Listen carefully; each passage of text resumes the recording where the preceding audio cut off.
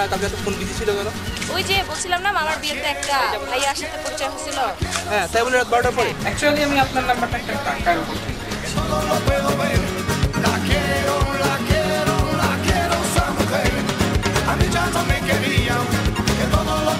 না না স্যার, তোর গার্লফ্রেন্ড আমি কেমন নেই? আরে স্যার নিতে বলতেছিল, সাপোর্ট দিয়ে। সাপোর্ট তো এমনি সবসময় ফোন করে দিই রাত 12টার পর। নাম্বারটা চেনা চেনা লাগে। আপনার নাম্বার টাকাতে কেন থাকবে? আপনার নাম্বার কোথায় পেয়েছে আপনি জানেন না? আপনার নাম্বার টাকাতে থাকে। তোমার রুম থেকে ওই যে রাত্রে 12টার পর হ্যাঁ। তুমি কি জান করো, তারপর জান, আবার সরি আমি। বলতে থাকো। না না না না, ওইটা তাহলে মানে বসে ফোন দিয়েছিলাম আমি। আমার ওই বসের থেকে একটা দরকার ছিল।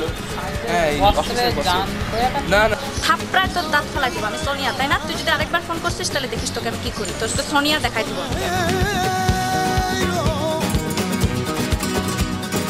কি হয়েছে? এর টাকায় নাম্বার লেখা নেই তাই নিয়ে এত ইয়া।